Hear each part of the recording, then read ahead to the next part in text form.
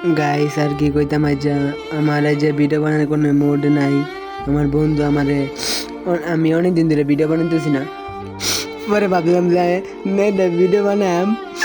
পরে আমি বন্ধু কইছি যে বন্ধু একটু পরে আমি কইছি বন্ধু একটু আয় তোলে একটু ভিডিও সিটে বানাম। পরে তুই কি বালার ভিডিও বানাস, তোর লোকে ভিডিও বানাতে ভালো লাগে না, তোর ভিডিও দেখলে আমার রাগ ওঠে, তুমি আমার বালের ভিডিও বানাস।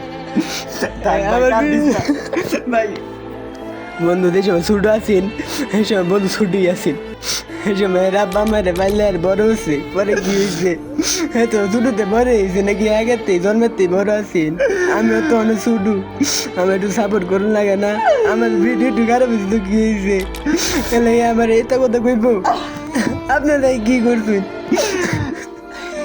আপনারা তো একটা লাইক ভিউ করুন না, আমার ভিডিও তো লাইক সাবস্ক্রাইব হয় না।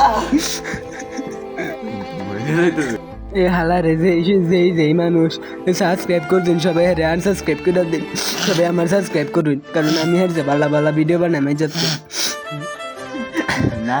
কি কি হয়েছে তবে আমি আমি মনে করুন যে আমি কয়দিন থেকে শুরু হচ্ছি, আমি মনে কয়দিন থেকে শুরু হচ্ছি।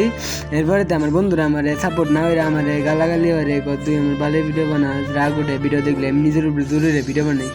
আমি আপনার করতে কত হেল্প করছি, স্কাইবিং ধরাই দিছি, ট্রিক্স দা, আবার অনেকজনের হিপ হপ গিফট করছি, বন্ধুরা রাজমিস্ত্রি কাম করতো, কিন্তু আপনারা আমার সাপোর্ট না হইরা আমরা প্রতিবন্ধী ছাত্রী ডাইরেক্ট কন্টেন্ট ক্রিয়েটর আপনারা সাপোর্ট করুন, সাপোর্ট করলে সাপোর্ট পাবেন। আরেন আমিও কইতাছি সাপোর্ট করলে সাপোর্ট পাবেন 100%।